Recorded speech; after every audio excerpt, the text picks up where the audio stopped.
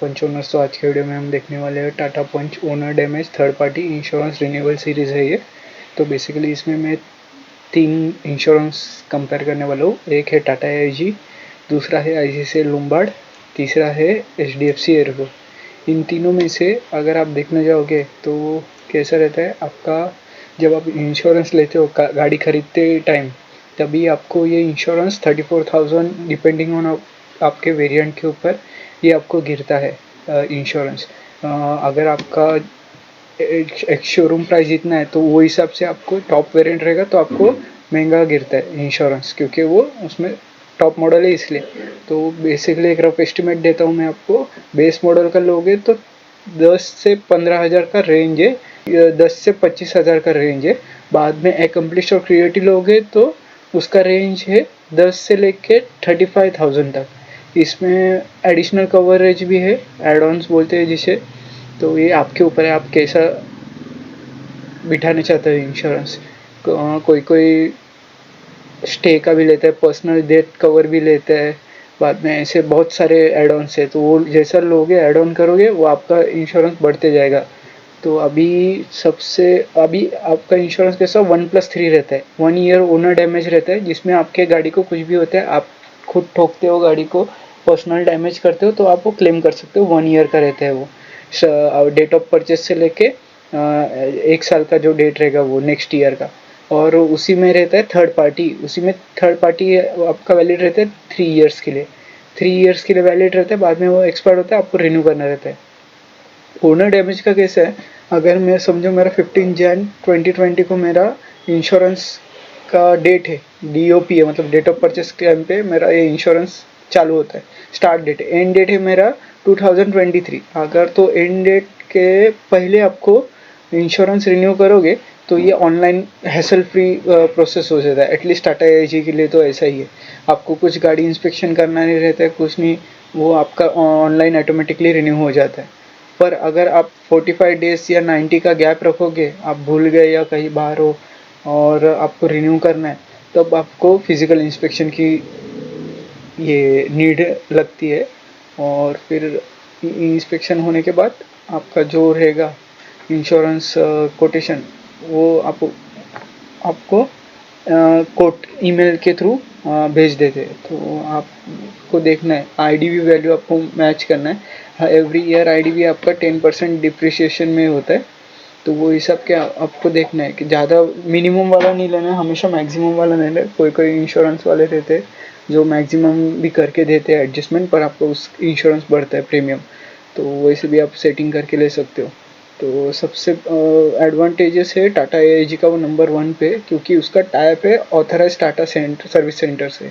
मतलब जहाँ आप सर्विस कराने जा रहे हो वही आप इंश्योरेंस क्लेम कर सकते हो, वो सब बाकी का प्रोसेस हैंडल कर लेंगे।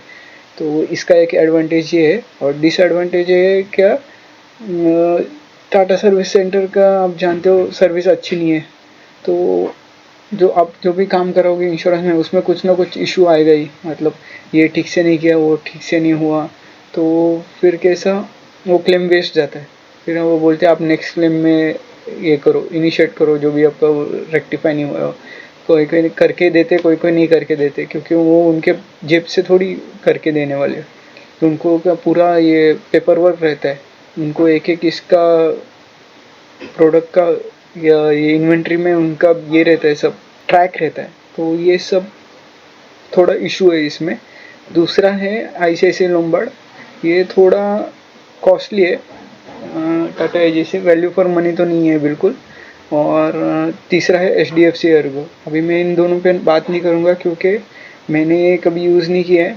मैंने ICICI का किया है मेरे 2 व्हीलर के लिए, पर HDFC का नहीं किया है मैंने, तो मैं बोल नहीं सकता। उसका प्रीमियम ज़्यादा ही दिखाता है मुझे। वेबसाइट पे भी जाओगे आप कंपेयर करोगे, मैं आपको वीडियो में दिखा दूंगा, तो इसका ज़्यादा दिखाता है। ICICI का टाटा AIG से थोड़ा ज़्यादा रहेगा, 2-3 हज़ार रुपये।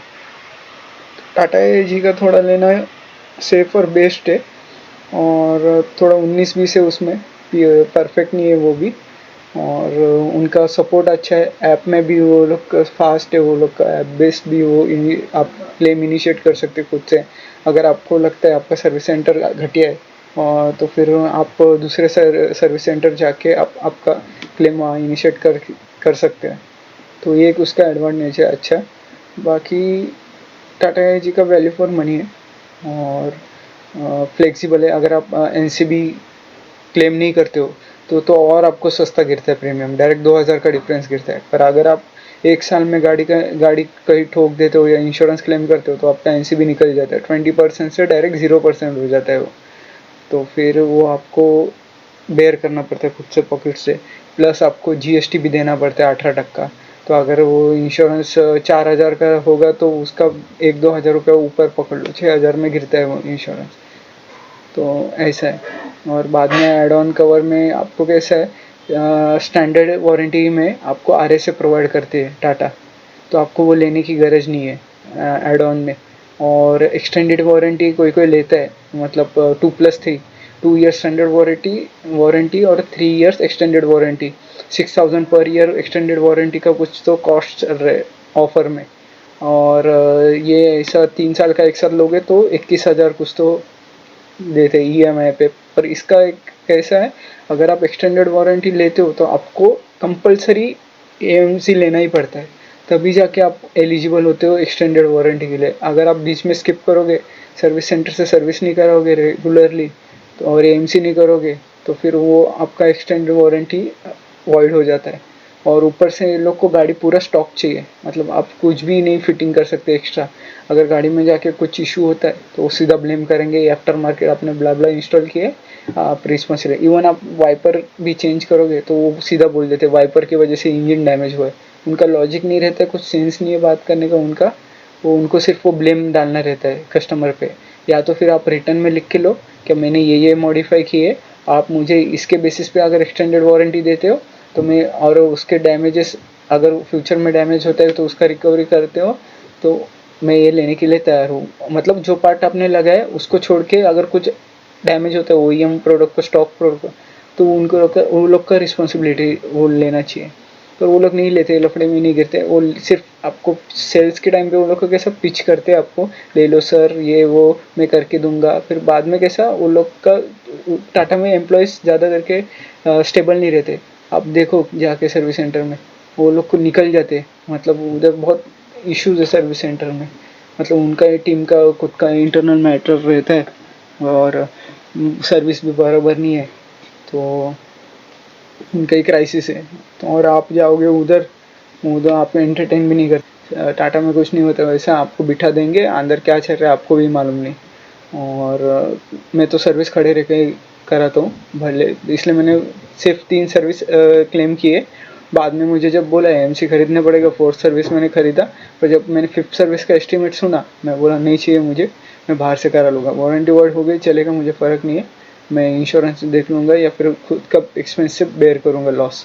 तो इसलिए मैं खुद मेंटेन करने लिया। 3rd सर्विस के बाद मैंने खुद ही मेंटेनेंस के लिए, कुछ नहीं है ज़्यादा, साल का एक बार रेडिएटर कूलेंट ला के रखो, इंजन ऑयल खुद से डालना है तो वो ला के रखो, अदरवाइज आपको ब्रेक ऑयल टॉपअप करने के लिए ये ला के रखो, ये 2 लगते ही है आपको। रेडिएटर कूलेंट आप खुद भी टॉपअप कर सकते हो, मेरे वीडियोस भी डाले आप देख सकते हैं, और खुद से कार मेंटेन कर सकते हो। इंजन ऑयल साल में एक ही बार डालना रहता है, इंजन ऑयल, और एयर फिल्टर चेंज कर सकते हो, ऑयल फिल्टर ये साल में एक ही बार होता है। तो इसके लिए आप पेड में जा सकते हो, पेड में थोड़ा कंसेशन नहीं मिलता है लेबर पार्ट्स और इस पे, और ना ही AMC में ज़्यादा मिलता है, ज़्यादा करके 200-300 का फ़र्क आएगा डिफरेंस। अगर मेजर कुछ कराते हो तो 1000 रुपये का डिफरेंस आता है, डिस्काउंट देते हो लोग। और एक एडवांटेज है, पेड सर्विस करोगे तो उसमें कैसा, और मैं आपको एक डिफरेंस बताता हूँ पेड सर्विस और AMC में क्या डिफरेंस है।